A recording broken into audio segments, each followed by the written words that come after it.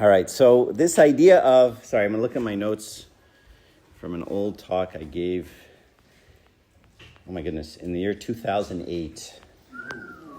We're getting recycled? Shagbek? All right, so it turns out prayer and God haven't changed much since 2008, so lucky for you.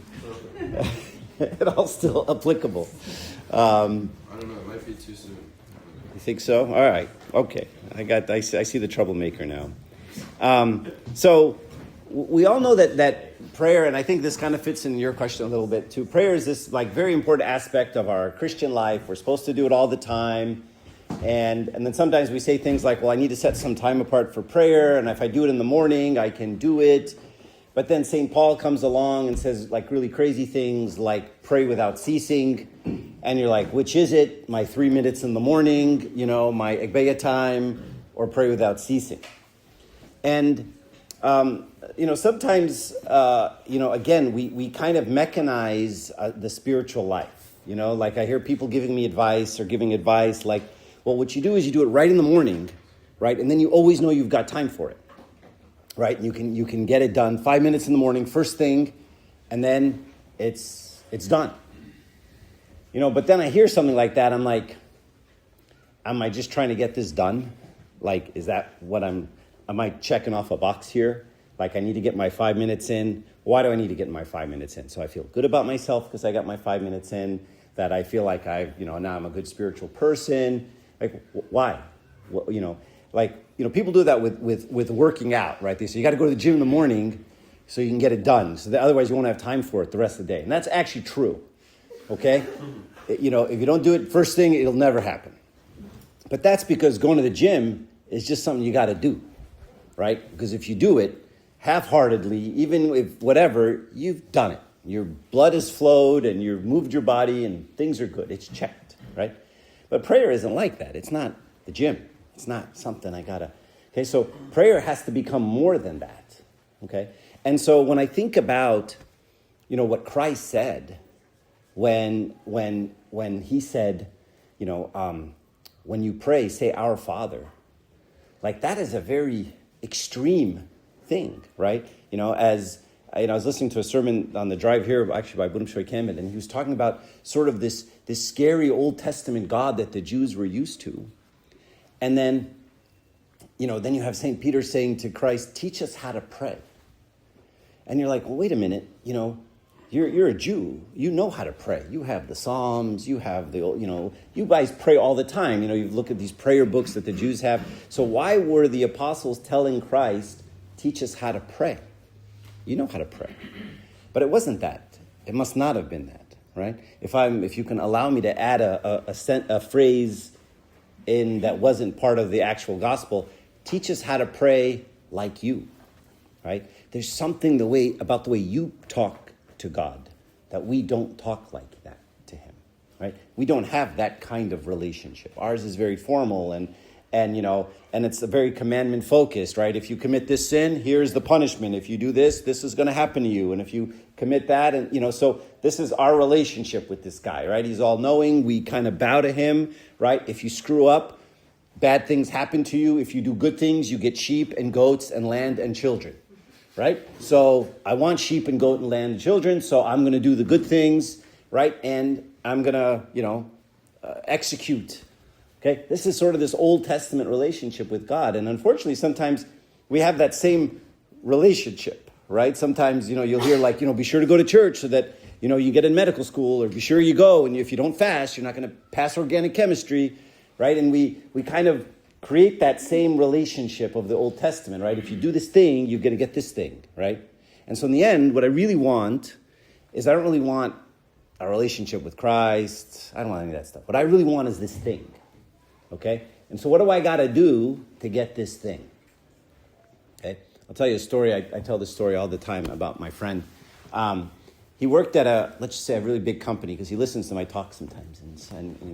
But anyway, so he worked at a really big company, and he was the CEO of this company. And he kept telling me that he prays for, he wants to hit these cash flow budgets, right? These cash flow projections, and he prays for that. And if he gets it, he gets a big bonus. And so he's telling me he never gets these big bonuses. And every time he buys a house, it goes up, it goes down in value. And when he sells his house, it goes up in value. And he can never make any money. And he says, I know why. He says, because I'm an arrogant jerk. And if God gives me a lot of money, I know what's going to happen. I'm going to become a jerk. Okay? So I know what's happening. God is not giving me a lot of money. I'm making all these bad financial decisions because he's trying to protect me from myself. So what I'm trying to do is I'm trying to learn this about myself and try to become humble and try to do all these things, okay, so that, I can fix this problem. I said, okay, let me rephrase what you said to me in a different way. I just care about money. I don't care about God. I got to play this game. What do I got to do to get this guy off my back and manipulate him so that he gives me the money? Because I just want money. I really love money. Okay? And I want more money, and something's blocking me from getting the more money. Is that about right? And he goes, yeah, that's about right. Right? So we have to be careful that we don't turn our relationship into this kind of relationship. Okay? And so Christ, when he said those words, when he said, say, our Father, he changed the whole thing, right? I mean, the Jews would never call, Jehovah Father, right? That's God, right? To call him Dad it's crazy talk, right? And so when Christ said that, he created something, and he allowed us to do something that just really is once in a lifetime. And so, So what they felt from him, and you hear this oftentimes when they're describing Christ, they'll say he talked as someone who had authority and not like the others. Okay? This guy who had authority. And a lot of people spoke, the scribes and the Pharisees spoke, but when Christ spoke, he had this authority, right? Because he had his Father speaking he's speaking on behalf of his Father. And so Christ comes to teach us who God is. And he says, make him like your Father. And so the question is, why should I even pray, right? Doesn't God already know everything? Why do I have to tell him anything? Anyone have any thoughts? Sorry, I'm getting a little hot, so I'm going to fan myself. We build the intimacy in the relationship. It's like a friend. A friend is pleased to hear your voice and have you talk to them. It feels good. And there's no doubt our Father and Christ love that union and us being dependent on him. That's perfect, right? So imagine for a moment that you're 16, and you all went through this stage. I know you. You're 16, and you just sit in your room, okay? And you don't come out, right? And you don't talk to your parents because they're stupid. So you don't talk to them. You sit in your room, and then all you do is you open the door. Every once in a while you say, laundry. And you close the door, and then you throw the laundry outside. And then 2 hours later, you open the door, food. Close the door. Open the door a couple hours later, car washed, oil changed. Close the door. Yeah, I'm a little traumatized, I'm not gonna lie. It's because I hate my kids. Anyway, so imagine how that goes in your family, right? Your mom's gonna be like, excuse me, right? Your dad's gonna be like, get out here. Okay, so if you think you're gonna sit in your room, open the door every once in a while, and bark out an order, yeah, you got another thing coming, right? And your parents are going to be like, oh no, that's not how this is going to work, right? And imagine that that's what we do with God, right? We just go quiet, and then we say, organic chemistry, I need to get married, medical school, right? And you're quiet otherwise, and then every once in a while you open the door and you bark something. Right? And it's really passionate. Like, I need this tomorrow. I need this tomorrow. And it goes 2 weeks. You're like, I can't believe God has not answered my prayers in 2 weeks. And we create this relationship that's not very parental. It's not a loving son, daughter to a loving father. It's one of barking orders at the guy because I just want to get the stuff. Okay? And if that's the only time I have this relationship with him, then it's not our relationship. It's just this, I like to call it the vending machine God, right? Where, you put $1 into a vending machine and you get a Twix, okay? And if you put $1 into the vending machine and you don't get a Twix, what do? You get mad, right? And you start shaking the machine, right? And you can kick the machine. It's okay to kick the machine. It didn't give you the Twix, correct? In fact, if a security guard walks by and he sees you shaking the machine violently, and he goes, "What are you doing?" And you say, "I put $1 in here and I didn't get my Twix." What's the guy going to do? He's going to help you shake it, right? He's like, "All right, let's get this Twix out," okay? Because that thing is supposed to produce a Twix when you give it $1.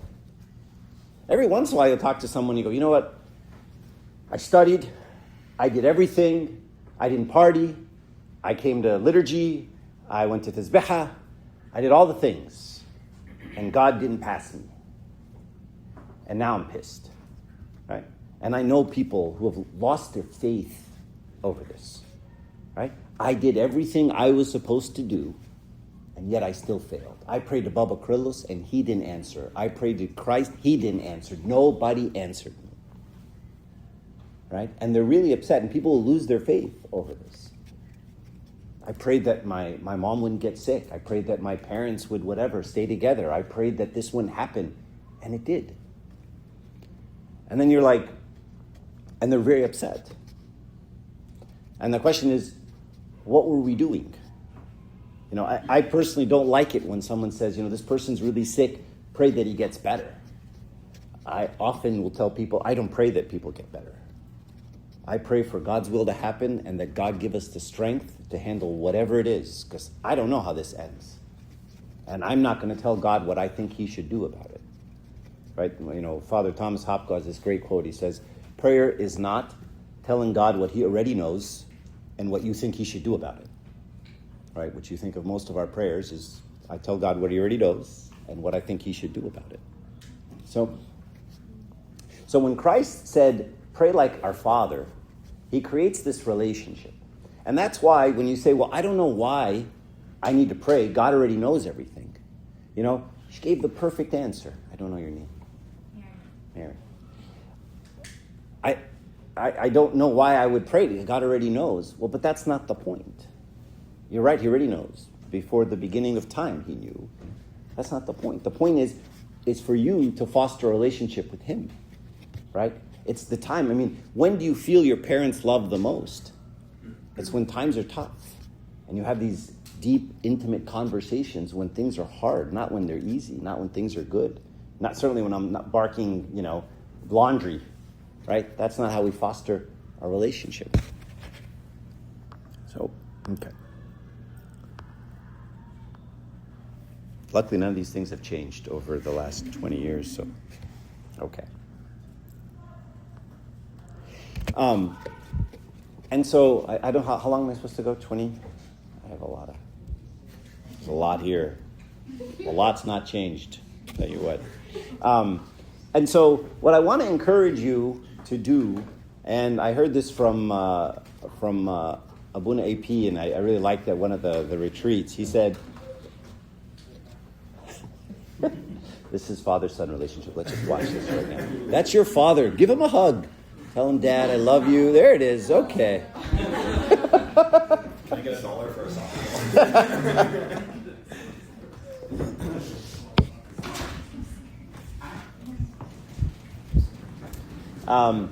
So what I want you to do is I want you to reconfigure what we think about in our minds of prayer. Is it that bad?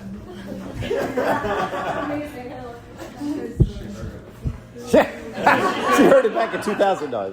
She's not that old. I want you to rethink about what it means for prayer.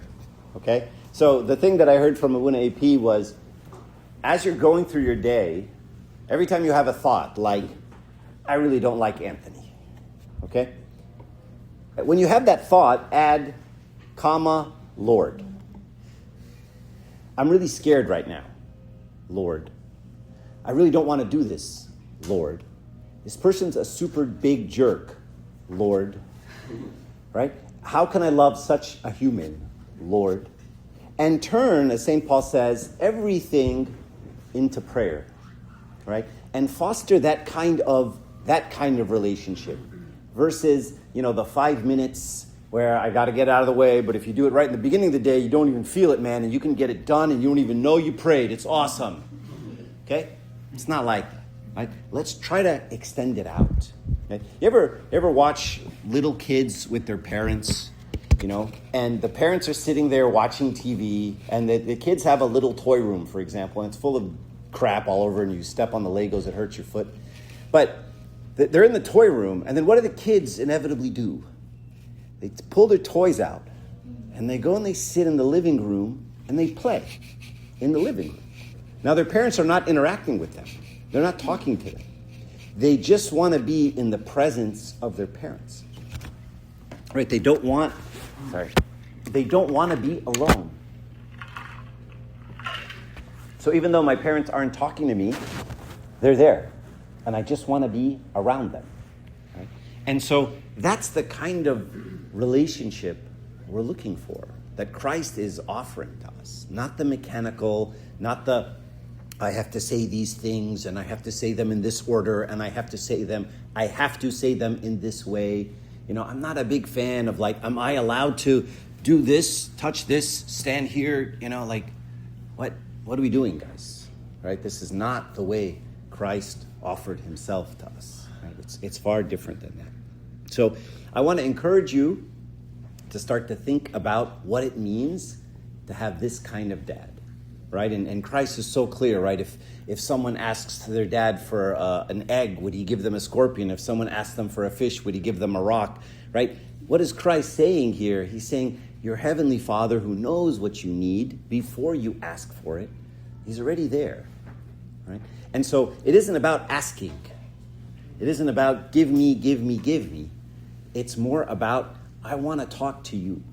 Right? I want you to think about when you used to come home from school, and then the parents always ask you that one question that we all hate, right? How was school today? Okay? And what's the answer? Fine. Okay? So, just so you all know, when you become parents, don't ever ask that question. You'll just get fine, right? And then you'll get pissed and you'll hate your kid. So, what you want to do is ask, what was the most exciting thing that happened today? Right? Or something more open-ended. That's not important. What is, what are your parents looking for? Yeah. And then sometimes the kid will get frustrated, what do you want me to say? Right? And what does the parent say? Anything. Tell me anything. Tell me who your favorite teacher was. What class did you like? What did you learn today? Who played with you? What did you play at recess? Who was mean to you? Who was nice to you? Who smiled at you? Who frowned at you? Right? What problem did you understand in math? What didn't you? I don't really care what you tell me. As a parent, I don't really care what you tell me. Tell me anything. Okay? This is the relationship we're called to have with our Heavenly Father. And that's why sometimes when we're praying and we get distracted, and we start thinking about other things, this always happens when you start praying, you get distracted. The Fathers teach us, pray about the things that are distracting you. Right? Turn all of it into prayer. It doesn't have to be, I've got to stay on this. No, if that's what's on your mind, talk to your Father about what's on your mind. Right? And so as we start to enter into this relationship, right, we start to think about the way, St. Anthony would say these crazy things to his disciples, I no longer fear God. And they're like, Father, this is a very hard saying. How could you say such a thing? And he says, because I love him so much. And the love has cast out the fear. Right? So I hope as we enter in this relationship, don't ever allow yourself to take the easy road of keeping the relationship superficial, shallow, mechanical, legalistic. That's easy. Right? I'll give God his due. I'll say my things. I'll do the stuff. I'll make the sign of the cross every time I'm supposed to. And then I go home. That's easy, right? Push yourself into entering into a real relationship. All right, that's all I have. Does anybody have more? But does anybody have any questions or comments? I don't want to go on much longer. I have a comment. I Yes. think it's okay and still could be pleasing to God if you start mechanical, and because repetition can eventually lead to that intimacy with God. Because I think a lot of us, I think most of us are all baptized in the Coptic Church from a young time, and it basically you're going to services every week, it kind of becomes that way, right? And that's okay, I still think, because as we get older, we have different experiences in life and mature, then that part can happen.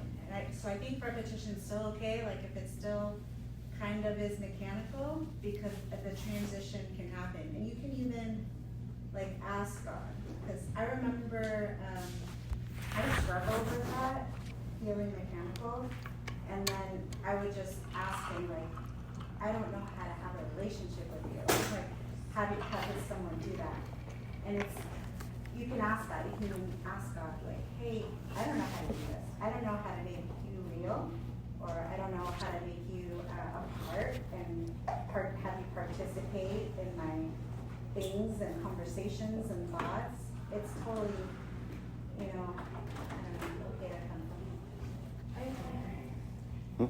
I agree with her. I think the habit of holding the BF2 is very important. And eventually you find the connections. Like sometimes you read some song and you don't really feel the connection, like what happened there. But there will be time in your life where you actually feel it. And then you start reciting those verses in the psalm that you never related to because you made that connection. So I kind of agree with her too. No, I agree too. I'm also a person who prays for a parking spot closer to the door. So, it's something that I pray for, even though it seems very But I small. think that's the thing, like, it's okay not to ask God for big things. Like, we think we have to ask for the big things. It could be you're like driving in fog and you're scared and you're like, I need you to help me drive. I want to get home safely. Or, I think it's fine to ask for a breakfast. Sometimes it's like, I want to get into church right now. Can you help me if you can? Yeah, I need that spot right now. But, yeah. So I'm not saying that you can't have repetition. I mean, the whole nature of the church is repetition, right? And there's a depth to that repetition.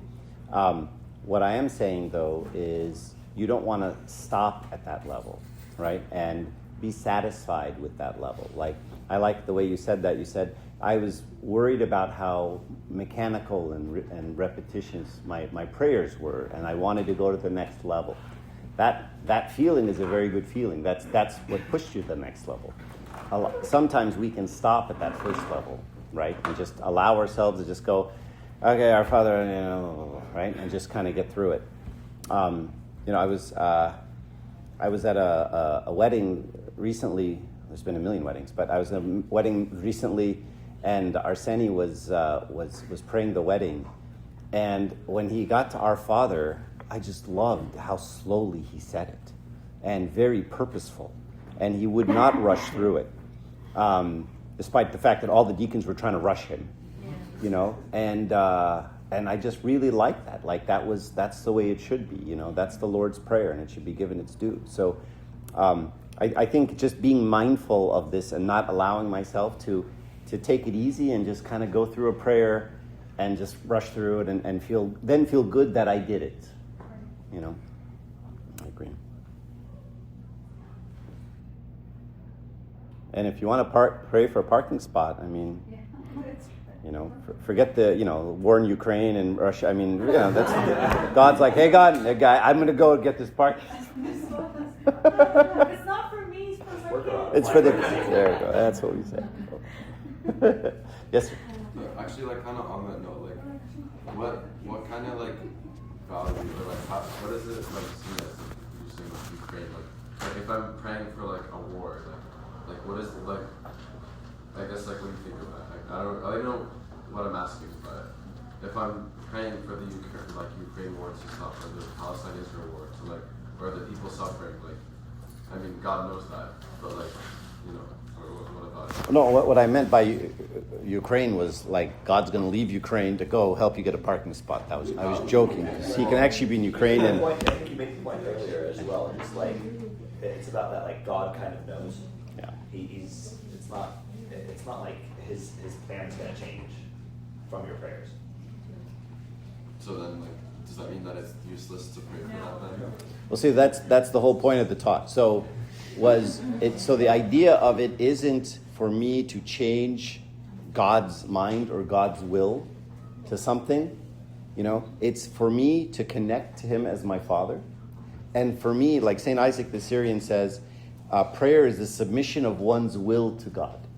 Right? So in the prayer, take the time to work through it and submit your will to his. Right? So, you know, even if it starts with, my uncle has cancer, and it starts with, you know, God make him better. Okay? Then you continue to pray, you say, well, but you allowed this cancer to happen, right? And so it's obviously by your own, you know, will that this is happening. And so then you start moving into a deeper prayer, like, well, let's give him the strength to get through it. Let's give his family the strength to get through it. Give me the strength to get through it. And then allow yourself to say, Lord, thy will be done. And get yourself in prayer to that point.